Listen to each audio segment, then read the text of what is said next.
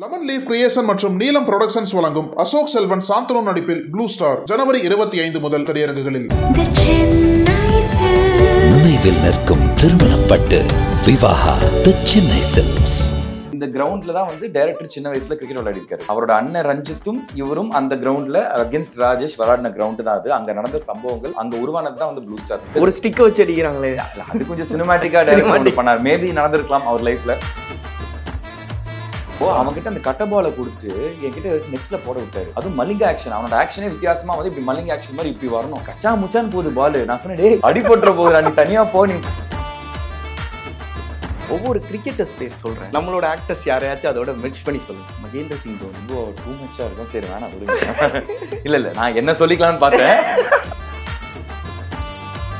ரோஹித் சர்மா, விஷ்ணு விஷால். நல்ல வேலை சிவான்னு சொன்னீங்க. நான் நினைச்சேன், எனக்கு வந்துச்சு.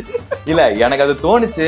ஆனா நான் ரொம்ப நேர்மையா கிரிக்கெட்டுக்கு சம்பந்தப்பட்ட ஒரு சொல்லணும்னு நினைச்சேன். சாந்தனு வந்து சுப்பிரமணியபுரத்தை வந்து மிஸ் பண்ணிட்டாரு. இந்த விஷயம் ஒவ்வொரு வாட்டியும் வரும்போது நீங்க யோசிக்கிற விஷயம் என்னவா இருக்கு? வேற ஒரு ரீசன் நான் வந்து அந்த படங்கள் மிஸ் ஆனது காரணம் டேட் இஷ்யூஸ், அந்த தாடி வளர்க்கும், இந்த மாதிரி நிறைய நான் திருப்பி சொல்லிட்டேன் நான். பட் திரும்ப அதை பத்தி கேட்கறப்போ நான்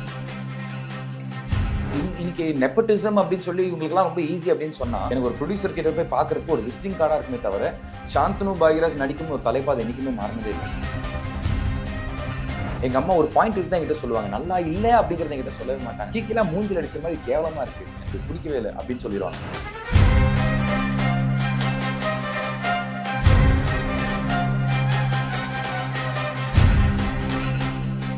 நக்கிரன் ஸ்டுடியோ வியூவர்ஸ்க்கு வணக்கம். நான் விஜய் ஹரிகர் சுதன். இன்னைக்கு நம்ம கூட ப்ளூ ஸ்டார்ல இருந்து ஒரு யங் ஸ்டார் இருக்காரு, சாந்தனு பாக்யராஜ் அவர்கள். வணக்கம். வணக்கம். எப்படி இருக்கீங்க? நல்லா இருக்கேன். நீங்க எப்படி இருக்கீங்க? நல்லா இருக்கேன். எப்போதுமே ஒருத்தரோட முயற்சி அப்படிங்கிறது வந்து எப்போ பார்க்கப்படும் அப்படின்னா, அந்த முயற்சிக்காக அவங்க எவ்வளோ முயற்சி பண்ணுறாங்க அப்படிங்கிற விஷயம்தான். அது மாதிரி முப்பரிமாணமாக இருக்கட்டும், அப்புறம் வந்து தங்கம் சரவணனாக இருக்கட்டும், இப்போ ராஜேஷாக இருக்கட்டும், இது எல்லா கேரக்டருக்கும் சாந்தனு எந்த அளவுக்கு ஒரு எஃபர்ட் போடுறாரு அப்படிங்கிற ஒரு விஷயம் இருக்குல்ல. அந்த எஃபர்ட் வந்து யாருக்குமே தெரிய மாட்டேங்குது. ஏன்னா பார்கவ் கூட அவ்வளோ ட்ரோல் செய்யப்பட்டார். அப்படி இருக்கும்போது அந்த எஃபர்ட் பத்தி நீங்க சொல்லி ஆகணும். நம்மளால பண்ண முடிஞ்ச ஒரே ஒரு விஷயம் அந்த எஃபர்ட் போடுறது மட்டும்தாங்க. அதுக்கப்புறம் அது வெற்றி தோல்வி மக்கள் நம்மளை ஏத்துக்கிறாங்க இல்லைங்கிறது நம்ம கையிலேயே இல்லை. ஓகே, நம்ம வந்து இந்த நம்மளோட இந்த சினிமாக்கு நம்மளுக்கு ரொம்ப பிடிச்ச ஒரு விஷயத்துக்கு வந்து நம்ம எவ்வளோக்கு எவ்வளோ நேர்மையா இருக்கோமோ, ஐ திங்க் ஒரு நாள் அது வந்து சினிமா வந்து நம்மளுக்கு திருப்பி கொடுக்கும். அண்ட் நீங்க சொன்னீங்கல்ல, இந்த முப்பரிமாணம்லேருந்து தங்கம்லேருந்து எல்லாமே எங்கேயோ ஒரு இடத்துல நான் டிசிப்ளின்டா நேர்மையா இருந்ததுனால தான் இன்னைக்கு ப்ளூ ஸ்டார்ல நான் இங்கே உட்காந்துருக்கேன் நான் நம்புறேன். பிகாஸ் என்னோட கெரியர்ல வந்து ஒரு தியேட்ரிக்கல் ஃபிலிம் என்னோட லான்ச் அப்படிங்கிறதுக்கு அப்புறம் ஒரு தியேட்ரிக்கலா வந்து ஒரு கம்ப்ளீட் பேக்கேஜா ஒரு நல்ல ஒரு செட்டப்ல உட்கார்ற ப்ராஜெக்ட்னா நான் இந்த ப்ராஜெக்ட்னு சொல்லுவேன். பிகாஸ் ஒரு நல்ல கண்டென்ட், ஸ்போர்ட்ஸ் சேனல் இருக்கிற ஒரு நல்ல கண்டென்ட், அதுக்கப்புறம் நல்ல மியூசிக் வந்திருக்கு படத்துக்கு, நல்ல ஆக்டர்ஸ், நல்ல டெக்னீஷியன்ஸ், இது எல்லாத்தையும் தாண்டி ஒரு பிராண்ட் எங்களை வந்து ஃப்ரண்ட்ல அப்படி தூக்கி நிறுத்துறாங்க. எனக்குமே வந்து ஒரு திறமைக்கும் ஒரு நல்ல கண்டென்ட்டுக்கும் நிறைய இன்னைக்கு வந்துட்டு போகுதுங்க. கண்ணுக்கு தெரியாம நிறைய காணாம கூட போயிடும். பட் அந்த நல்ல கண்டென்ட், அந்த நல்ல திறமையை எங்க வெளியில தெரியும்னா, ஒரு 100 கண்கள் பாக்குற இடத்துல இருந்தாதான் அது வெளில தெரியும். ஸோ அந்த 100 கண்கள் இன்னைக்கு திரும்பி பாக்குதுன்னா அதுக்கு ஒரு பிராண்ட் நீலம் ப்ரொடக்ஷன்ஸ் பா ரஞ்சித்னா அப்படிங்கிறப்போ எங்களுக்கு அவர் அந்த பிராண்ட் ஒன்று கொடுத்துருக்காரு. ஸோ அதனால இன்னைக்கு எல்லாருமே திரும்பி பார்த்துருக்காங்க. இதுக்கு மேல இது எங்க கையில தான் இருக்கு. நாங்க திறமைசாலியா இல்லையா, எங்க கண்டென்ட் நல்லா இருக்கா இல்லையான்னு. ஸோ அந்த பிராண்டுக்கு அவருக்கு முதல்ல என்ன நன்றியை சொல்லிக்கிறேன். அண்ட் ப்ரொடியூசர்ஸ் மூர்த்தி சார், அப்புறம் சௌந்தர்யா மேம், அவங்களுக்கும், ஏன்னா ஒரு புது ப்ரொடியூசரா இருந்தாலும் இவ்வளவு தூரம் வந்து ஒரு டைரக்டருக்கும் சரி ஒரு ஆக்டருக்கும் சரி, நீங்க நினைச்ச மாதிரி என்ன சினிமா எடுக்கணும்னு நீங்க நினைச்சீங்களோ அதை நீங்க ஃப்ரீயா எடுங்கன்னு எங்களுக்கு அவ்வளோ ஃப்ரீடம் கொடுத்துருக்காங்க. ஸோ அவங்களுக்கு என்னோட நன்றி. அதை தாண்டி இன்னைக்கு நான் இவ்வளோ எஃபர்ட்ஸ் உள்ள போடுறேன்னா முக்கியமான காரணம் என்னன்னா வந்து, இது வந்து அரக்கோணம் பேக்ட்ராப்ல நடக்கிற ஒரு கதை. 1998 டைரக்டரோட லைஃப்ல நடந்த சம்பவங்கள், அவர் லைஃப்ல பார்த்து வந்த கதாபாத்திரங்கள். இந்த ரஞ்சித், இன்னும் உண்மையா சொல்லணும்னா டைரக்டரோட அண்ணன் பேரு ஆக்சுவலா ரஞ்சித். அசோக் ரஞ்சித். ஆமா, ஓகே. டைரக்டர் தான் அந்த தம்பினா. இப்ப இதை பாக்குறவங்களுக்கு எப்படி இருக்கும், ஒருவேளை ப்ரொடியூசர்னால இந்த கேரக்டர் அப்படி நிறைய பேர் நினைச்சிருப்பாங்க. ரஞ்சித் அவரு ரஞ்சித்னா பிரசன்ஸ்னால அந்த பேர் வச்சுட்டாங்களோன்னு. உண்மையிலேயே டைரக்டர் ஜெயக்குமாரோட அண்ணன் பேரு ரஞ்சித். ஓகே, அந்த கேரக்டர் தான் அசோக் பிளே பண்றாரு. டைரக்டரோட கேரக்டர் வந்து பிருத்வி பிளே பண்றாரு. அது மட்டும் சாம்னு பேரை மாத்திச்சாங்க.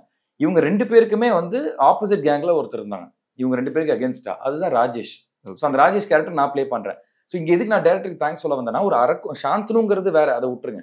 பட் சாந்தனு இத்தனை வருஷம் நம்ம எப்படி பார்த்துருக்கோமோ அவர் வந்து இந்த சாந்தனுங்கிற ஆக்டர் வந்து அந்த ராஜேஷ் அப்படின்னு அரக்கோணத்துல இருக்கிற 98ல இருக்கிற ராஜேஷோட கதாபாத்திரத்துல உட்கார வைக்கலாம் அப்படின்னு நம்பினாரு. ஸோ அது வந்து ஏதோ ஒரு இடத்துல நான் போட்டிருக்கிற எஃபர்ட்ஸ், நீங்க சொன்னீங்க அந்த ஒரு டிசிப்ளின், ஒரு நேர்மை, எங்கேயோ ஒரு விஷயம் போட்டிருக்கேன், அதனால என்னை நம்பி இந்த கேரக்டருக்கு உட்கார வச்சார்ல. ஸோ அதுக்கு வந்து அவருக்கு நான் நன்றி சொல்லணும். ஸோ அதான் நான் சொன்னேன், நம்ம போடுற எஃபர்ட்ஸ் மட்டும் தான் நம்ம கையில இருக்கு. அதுக்கப்புறம் அதை தாண்டி வந்து இந்த மாதிரி ஆட்கள் தான் வந்து நம்மளை வந்து ஒரு அழகான இடத்துல பிளேஸ்மெண்ட் பண்ணுவாங்க. எந்த ஒரு விஷயத்துக்காக அழுவுறியோ அந்த விஷயத்த நீ அவ்வளவு லவ் பண்ற அப்படிங்கிற ஒரு டைலாக் இருக்குல்ல, கண்டிப்பா. இந்த பதிலுக்கான டைலாக்கா நான் அதை பாக்குறேன். இல்ல கண்டிப்பாங்க. Okay. எனக்கு அது ரொம்ப ரிலேட் ஆச்சு. அதான் எனக்கு ரிலேட் ஆனிச்சு உங்களை பார்த்தோன்னே. அதனாலதான் இப்ப அந்த ஒரு ப்ளூ ஸ்டார் அப்படிங்கிற ஒரு விஷயத்துக்குள்ள ராஜேஷோட கேரக்டர் இந்த அளவுக்கு ஒரு ரசிச்சு இந்த அளவுக்கு ஒரு சந்தோஷத்தோட சொல்றீங்கல்ல, அந்த கேரக்டருக்குள்ள போனதுக்கு அப்புறம் ஒரு எக்ஸைட்மெண்ட் இருக்கும்ல, ஒரு ஊருக்குள்ள போனோன்னே அந்த புவியியல் அமைப்பு, அங்கு உள்ள மக்கள், அந்த லைஃப் ஸ்டைலே புதுசா இருக்கும். ஏன்னா இந்த தமிழ் சினிமா ரொம்ப காலமா சவுத்துல உள்ள பல விஷயங்களை காமிச்சிருக்கு. இப்போதான் ரஞ்சித் சார் மாதிரியான ஆட்கள் வந்து படம் எடுக்க ஆரம்பிச்சாலும் நார்த் மெட்ராஸோட லைஃப் ஸ்டைல் தெரியுது. ஆனா அரக்கோணம் அந்த நடுவில் வர அந்த ஸ்டாப்பை யாருமே பார்த்ததில்லை. ஆமா, அது ஒரு ஸ்டாப் அப்படிங்கிற மட்டும்தான் தெரியும். ஆனால் ராஜேஷ்க்கு அது எப்படி இருந்துச்சு அந்த ஸ்டாப்? எனக்கு புதுசாக தான் இருந்துச்சு. பிகாஸ் நானும் ஆக்சுவலாக வந்து அரக்கோணம் சைட்லாம் நான் லைஃப்ல போனதே இல்லை. பட் இது அழகா அமைஞ்சது என்னன்னா வந்து நான் சொன்ன மாதிரி டைரக்டரோட லைஃப்ல நடந்த கதை. இந்த கிரவுண்ட் பாக்குறீங்களே, ஆமா, இந்த கிரவுண்ட்ல தான் வந்து டைரக்டர் சின்ன வயசுல கிரிக்கெட் விளையாடி இருக்காரு. ஓகே. அவரோட அண்ணன் ரஞ்சித்தும் இவரும் அந்த கிரவுண்ட்ல அகேன்ஸ்ட் ராஜேஷ் விளையாடின கிரவுண்ட் தான் அது. அங்க நடந்த சம்பவங்கள் எனக்கு தெரிஞ்சு நான் புரிஞ்சுக்கிற வரைக்கும் அங்க உருவானது தான் வந்து ப்ளூ ஸ்டார். ஸோ அந்த இடத்துல போய் அந்த ராஜேஷ் அப்படிங்கிற கேரக்டர் அவர் வாழ்றப்போ வந்து நிறைய விஷயங்கள் ரொம்ப புதுசா இருந்துச்சு. ஏன்னா நம்ம சாந்தனுக்கு அது எப்படி இருந்துச்சு? ராஜேஷ் விட்டுரும் இல்ல, அதுதான் எனக்கு என்னன்னா சாந்தனுக்கு அது எப்படி இருந்துச்சுன்னா அந்த கிரிக்கெட்டுங்கிறது ரொம்ப ஃபர்ஸ்ட் புதுசா இருந்துச்சு. இன்னொன்னு ஒரு ரஞ்சித்னாவும் சரி, நான் சொல்றது டைரக்டரோட அண்ணன் ரஞ்சித்னாவும் சரி, அந்த ராஜேஷ்னாவும் சரி, ரெண்டு பேருமே ஷூட்டிங் ஸ்பாட்டுக்கு வந்தாங்க. ஓ. ஸோ அவங்க வரப்போ வந்து நானும் அசோக்லாம் வந்து ரொம்ப நேரம் அவங்கள வாட்ச் பண்ணிட்டு தான் இருப்போம். ஏன்னா அவங்க எப்படி நிக்கிறாங்க, எப்படி பேசுறாங்க, என்ன இதுன்னு கிரிக்கெட் விளையாட விட்டுருவாங்க. ஏன்னா படமே கிரிக்கெட் தான் அப்படின்னு. ஸோ எனக்கு என்ன வந்து நானு அசோக் பிருத்விலாம் வந்து சின்ன வயசுல இருந்தே ப்ரொஃபஷனலா கிரிக்கெட் கத்துக்கிட்டவங்க. ஓகே. பட் அங்க போய் விளையாடுறப்போ இன்னைக்கு அரக்கோணத்திலயும் எல்லாருமே ப்ரொஃபஷனலா தான் விளையாடுறாங்க. பட் பேக் இன் 1998 பார்த்தா அந்த ப்ரொஃபஷனலே வந்து ரொம்ப அன்ஆர்த்தடாக்ஸா அன்ப்ரொஃபஷனலா இருந்துச்சு. ஒரு காலில் மட்டும் பேடு கட்டிக்கிறது, ஒரு ஸ்டிக்க வச்சு அடிக்கிறாங்களே, அது கொஞ்சம் சினிமாட்டிக்கா டைரக்ட் பண்ணார். மேபி நடந்திருக்கலாம் அவர் லைஃப்ல, தெரியல. பட் அது கொஞ்சம் சினிமாட்டிக்கா கிரியேட் பண்ண ஒரு விஷயம். பட் ஒரு காலில் பேடு கட்டு விளையாடுறது, சில பேர் கிளவுஸே போட மாட்டாங்க. இந்த helmet, abdomen card, chest card இதெல்லாம் எதுவுமே இல்லை. கட்ட பால், மண்ணு தர ஸ்டெம்பர் பாலா, ஒரு மாதிரி அது அந்த கார்க் பால் மாதிரி ஒண்ணு சொல்லுவாங்களே, அடிச்ச கல்லு மாதிரிங்க அது. ஓ ஆமா, அது வலுவா விழுந்திருக்கும் போலயே. இல்ல, நான் நல்ல வேலை எனக்கு பாலால அடிப்படல, ஒரு ஃபோக்கஸ் புல் இருக்கு பாவம் அடிபட்டுருச்சு. ஓ. அசோக் அடிச்சு அவர் மண்டையில அடிச்சு அவருக்கு வீங்கிருச்சு. இத்தனைக்கும் கிரவுண்டுக்கு வெளில நின்றுட்டு இருந்தாரு. அன்னைக்குன்னு பார்த்தா அசோக் கனெக்ட் ஆயிருச்சு நல்லா. ஸோ அதுக்கப்புறம் வந்து மண்ணு தரையில செருப்பு இல்லாம இல்ல செருப்பு போட்டு ஓடுவாங்க, விளையாடுவாங்க. எனக்குலாம் எங்க எல்லாருக்குமே இந்த ஷூ சாக்ஸ் போட்டு அப்படி ப்ரொஃபஷனலா விளையாடி தான் பழக்கம். அதுக்கப்புறம் அவங்களோட பேட்டிங் ஸ்டைலு, அவங்களோட ஃபீல்டிங் ஸ்டைலு, இந்த ஃபுட் மூவ்மெண்ட், இந்த கிரிக்கெட்ல ஃபுட் ஒர்க்னு சொல்லுவோம்.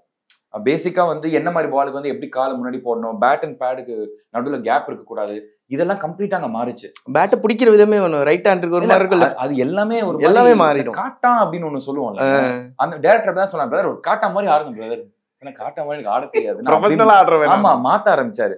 நம்ம ஜென்ரலா இப்படி நிப்போம்னா பேட்டை வந்து ரெண்டு கால் நடுவுல வச்சுக்கோங்க, காலை வந்து இப்படி போலரை ஸ்ட்ரெயிட்டா ஃபேஸ் பண்ணி நிக்காதீங்க, இப்படி திரும்பிக்கோங்க, ஒரு மாதிரி பாடி இப்படி திரும்பிக்கோங்க. இப்ப நம்ம பாயிண்ட்டுக்கு மேல இப்படி ஒரு ஷாட் அடிக்கிறோம்னா நம்ம என்ன பண்ணுவோம், இந்த ரைட் லெக் வச்சுதான் இப்படி அடிப்போம். அதுதான் வந்து நம்ம கத்துக்கிட்டது. லெஃப்ட் லெக் தூக்கி போட்டு அடிங்கிறாரு. நான் கேட்டேன், எப்படி பிரதர் இதை பண்ண முடியும்? அதுதான் பிரதர், இங்க அப்படிதான் விளையாடுவோம், இங்க ரூல்ஸ் அண்ட் ரெகுலேஷன்ஸ்ங்கிறதே இல்ல, நாங்க எல்லாருமே. சோ இது எல்லாமே வந்து அந்த ராஜேஷ் அப்படின்னு ஒரு கதாபாத்திரத்துல போறப்போ சாந்தனுக்கு அது ரொம்ப வித்தியாசமா இருந்துச்சு.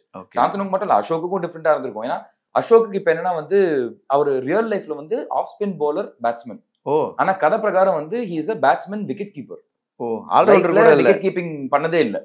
சோ அவருக்கு வந்து விக்கெட் கீப்பிங்கிறது ஒரு பெரிய டாஸ்கா இருந்துச்சு. ஓகே. இதுக்கு மேல பிருத்வி வந்து லைஃப்ல வந்து ரியல் லைஃப்ல விக்கெட் கீப்பர், பேட்ஸ்மேன்.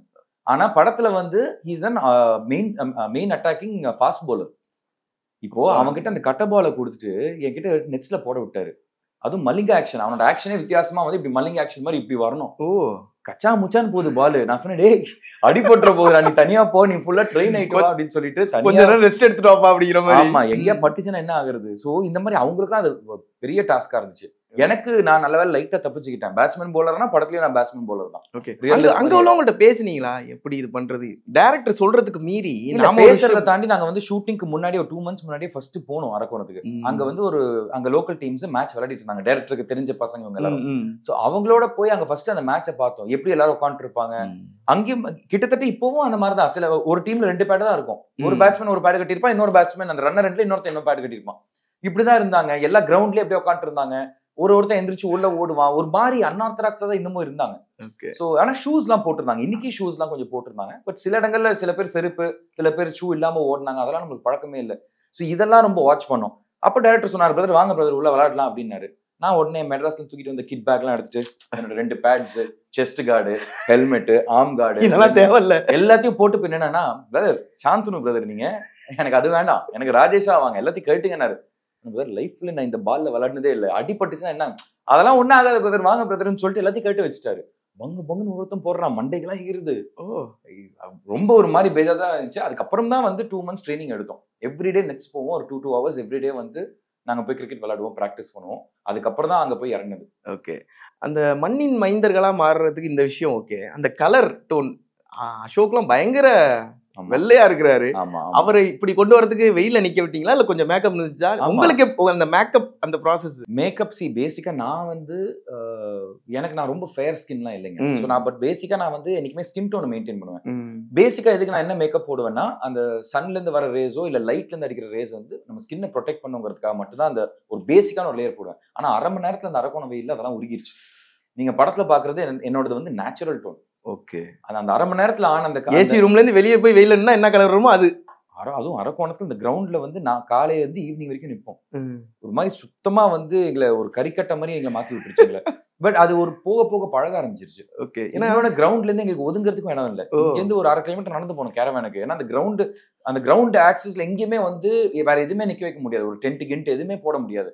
ஸோ எல்லாத்துக்குமே அவ்வளவு தூரம் நடந்து போனோம். ஸோ அங்கேயே என்ன பண்ணிடுவோம், ஒரு பேடை தலைக்கு வச்சுட்டு ரிஃப்ளெக்டர் ஷீல்டு அடியில படுத்துருவோம்.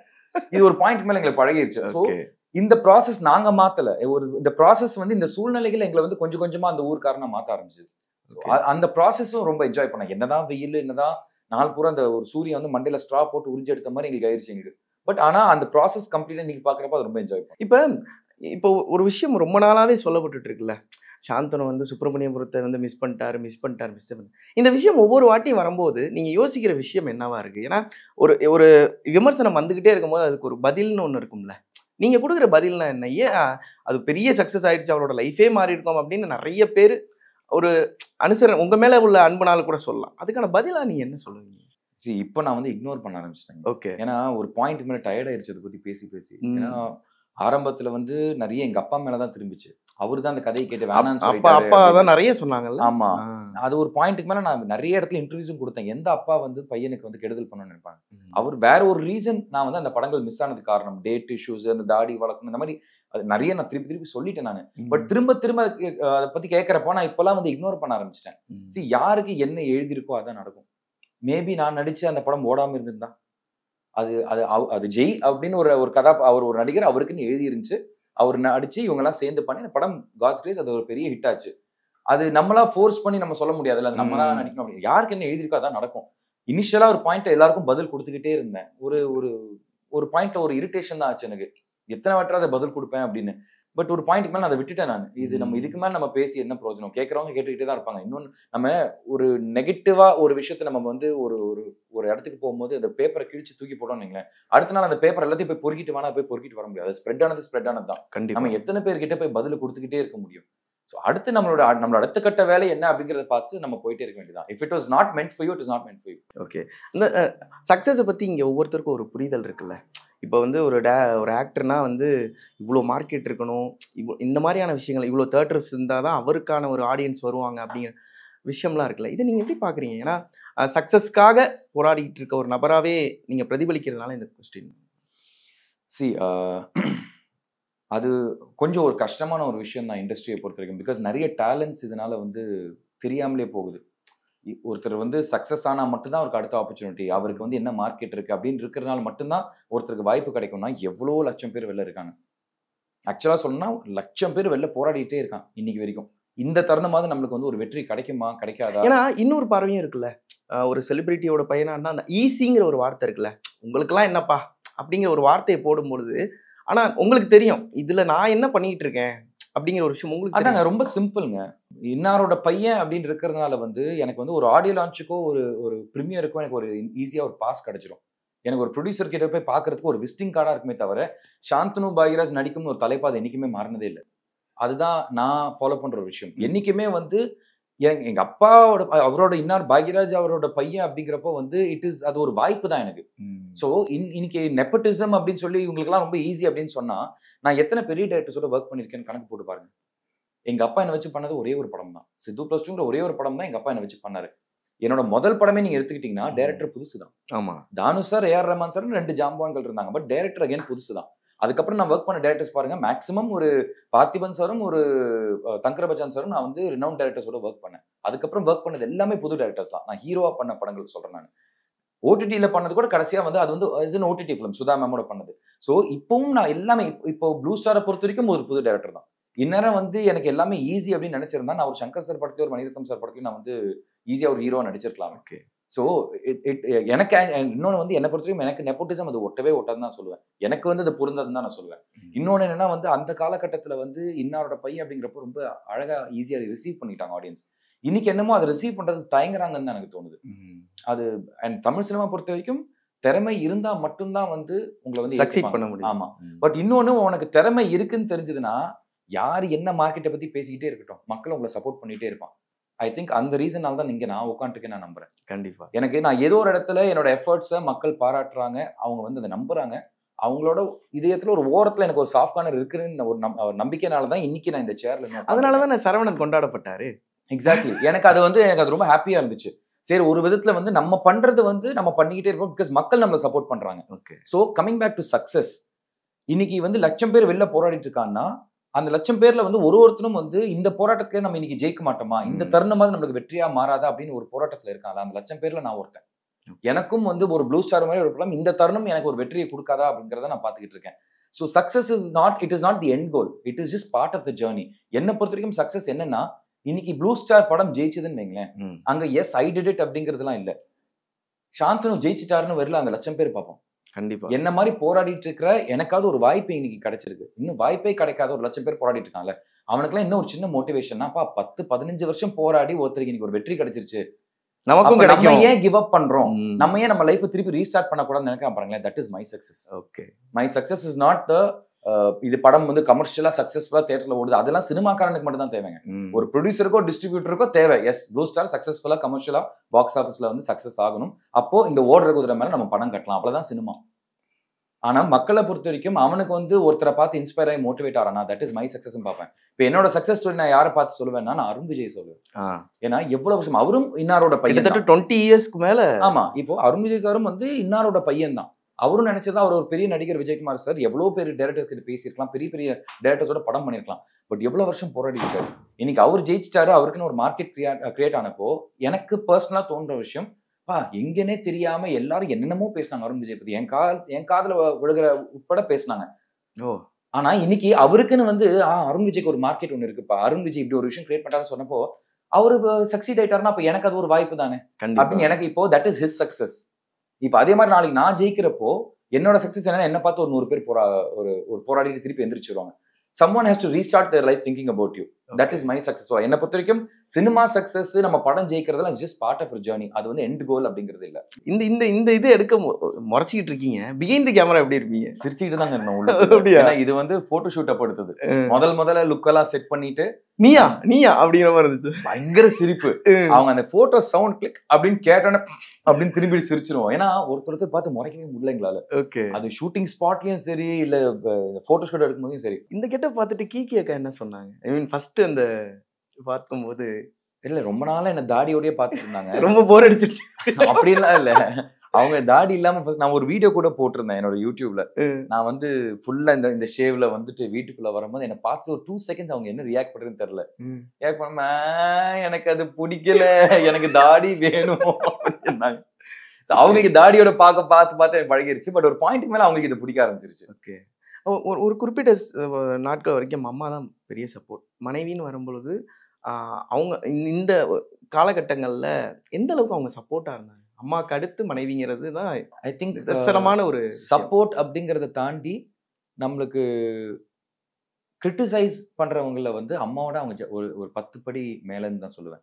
பிகாஸ் அம்மா என்னதான் இருந்தாலும் அவங்க காக்கைக்கு தன் குஞ்சு பொன் குஞ்சுங்கிற மாதிரி ஒரு பாயிண்ட் வரைக்கும் தான் வந்து அம்மா நம்மளை வந்து கிரிட்டிசைஸ் அப்படிங்கிறது பண்ணுவாங்க. ஏன்னா தெண்டதே அவங்களுக்கு அவங்க பையன் என்ன பண்ணாலும் அது அழகுதான், அது சூப்பர் தான்.